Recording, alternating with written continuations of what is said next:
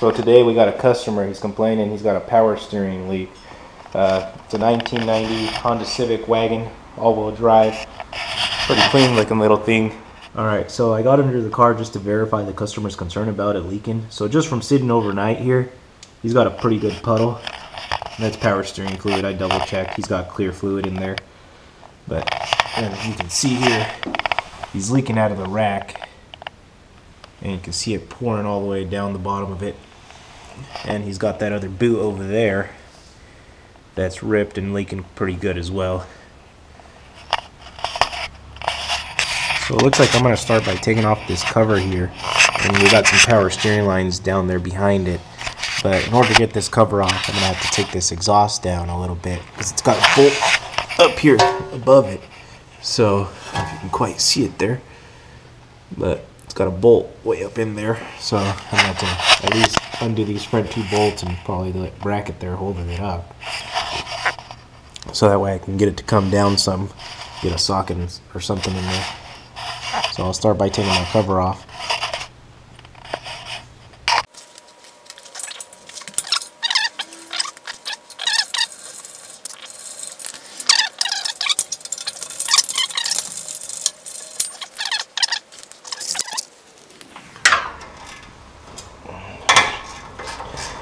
Which in reality we don't even need to loosen because the exhaust will fall back.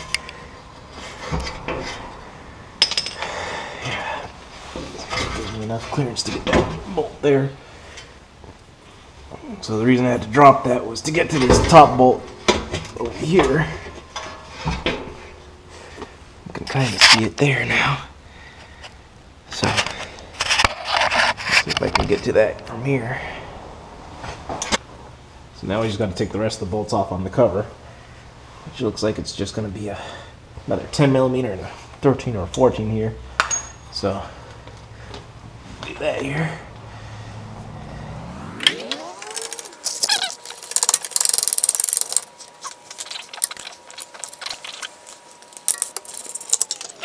Cover coming off of there. There we go. Good. And usually I'll put the bolts from whatever I take off inside the cover there. So it looks like we got view to our lines here now. So don't look too difficult to get off there, but we can see he definitely had a leak coming out of that boot there. So looks like I need a couple wrenches, maybe a 15 and a 17 or something like that. So I'm gonna get there and be right back. Alright, so I decided against taking the lines off because I didn't want to spill fluid everywhere. And if I did, I didn't want to be laying in it. I figured I could get everything else done first, and then I could undo the lines so that way I'm not laying in the fluid, or, you know, it's pouring fluid on top of me while I'm trying to loosen up the other bolts. So I'm going to go straight to the tie rod ends. So looks like we're going to need here a 22 millimeter, and you want to loosen up this back nut here so that way you can get the tie rod ends off. We're going to have to get that tie rod end off. I'll show you my way of getting them off here in a few.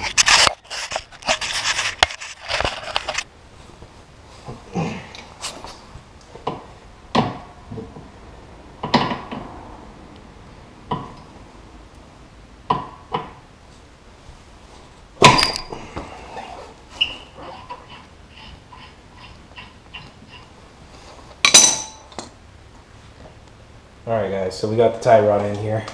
What I did was I turned the steering wheel all the way to the right, so the tie rod end pops out. Loosened it up. You want to put your nut back on there a little bit, just a hair. That way if you swing and you miss, you don't fucker up your threads. But what you want to do is you want to get a big hammer and hit it right there. See? Loosens it right up.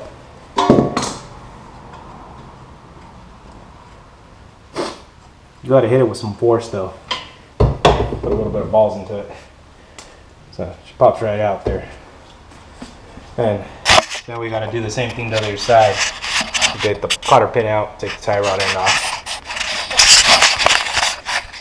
So we're down underneath the driver's side steering column. And looks like we got to get this cover off here. It just pulls off, but it's got two 10mm down there as well. They're plastic. Most times they'll just pop off, but just to be safe today, it's kind of an older vehicle. Just kind of run them at. Got another one here under the case. Gotta get the other one out there. There we go. Now she came off. She had to have a little bit of pressure on her, and there it is. See? So a lot of times if you yank on these hard enough, they'll come off, but you don't want to break the plastic. It's not my car. And we'll get the plastic off now. See? So we got a couple bolts going through there. Let's turn the steering wheel a little bit. See, so you got one 10mm there, and one down there. So we'll get that middle center piece off and we'll get it off of there.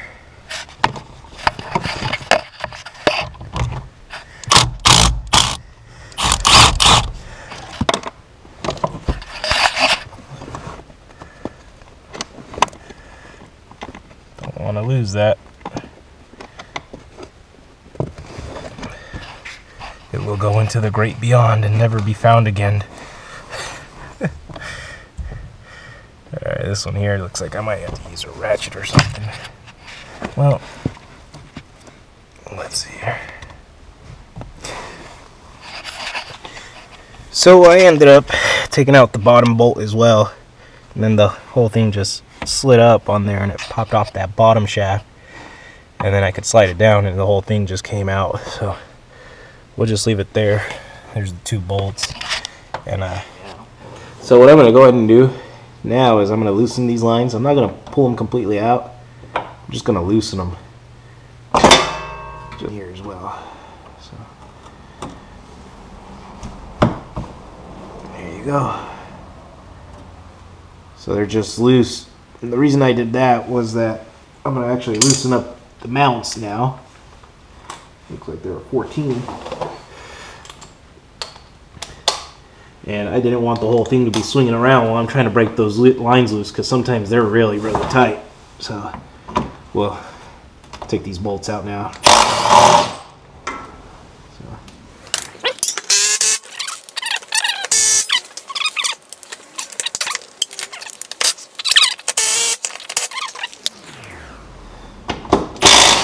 There she goes.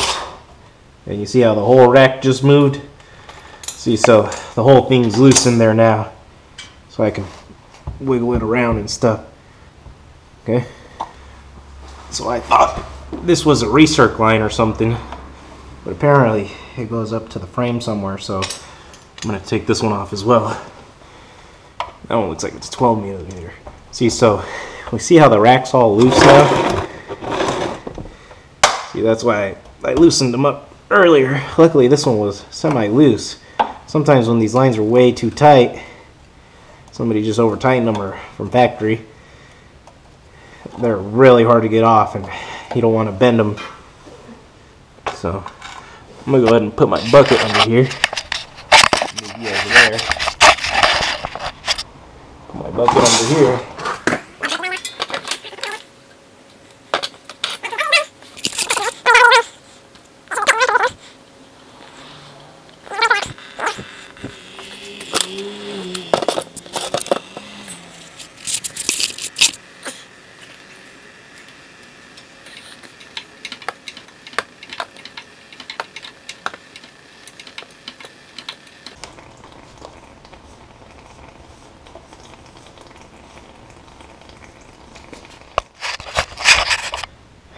Okay guys, so since this wagon is all-wheel drive, it has a fucking ride line right here, right? So the drive line won't let the rack come down far enough, so it looks like I'm going to take it off as well. Luckily it's just 4 bolts. So we'll see if we can get this.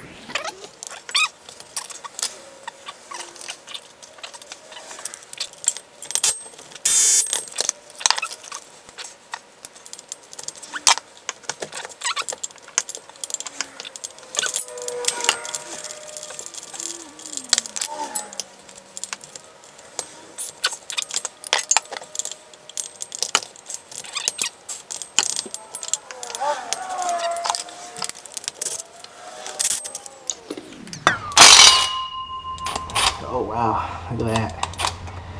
Rack came down and everything, huh? So.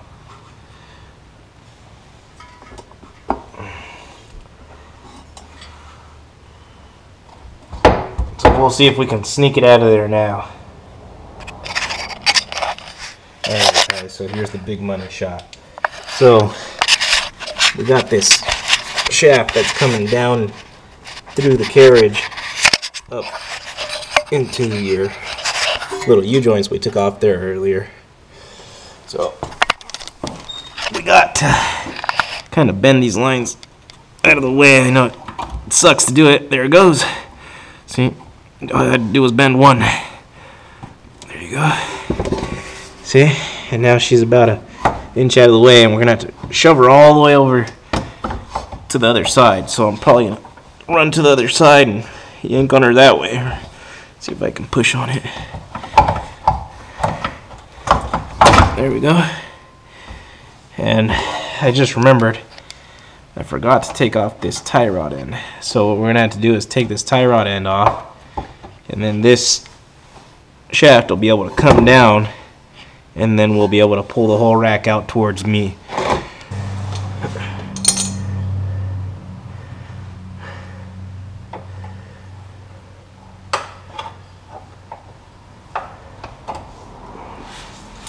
It's got a groove there for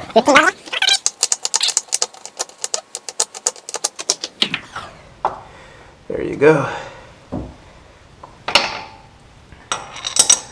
So let's see if we can get this thing off of here.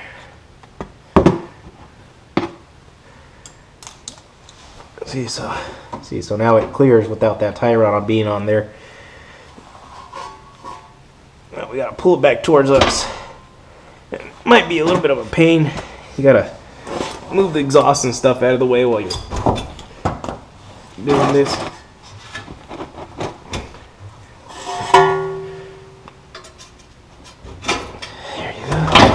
There you go. So you just rotate it so the shaft comes out of the way, and she should just come right out. Slide her all the way out. There you go. There she is. She's out of there. You can see he had a ripped boot. Looks like it was probably leaking from the seal on this side because that boot was full. But she's out of there. We can see in here now. So we got the old rack here and the new one. You got a reman, so we'll just have to swap off the tie rod ends and the nuts here. And it looks like maybe the little bushing for the collar. But always a good idea to lay your new part and an old part side by side and check them out and make sure they're both the same. So we're just going to put it in the same way we took it out. It's actually backwards here. I got to flip it around, but I'm going to have to go up and over that exhaust and differential. Damn, garbage man out there making all kinds of noise. But go up and over the drive line and go all the way past it and then come back in. So we'll do that now.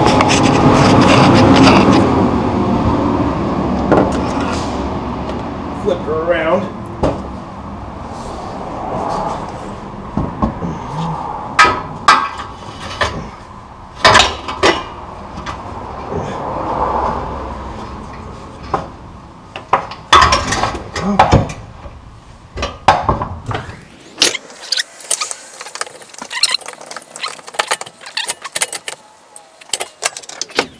See, so we just need that tie rod in to go past that, and then we can start pulling it back towards us. You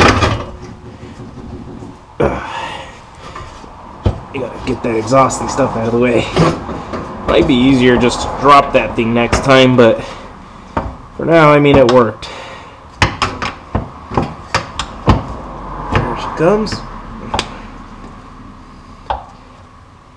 And we gotta get it to line up with that hole there on the shaft. There she goes. So she lined up with the hole on the shaft, and she's in there.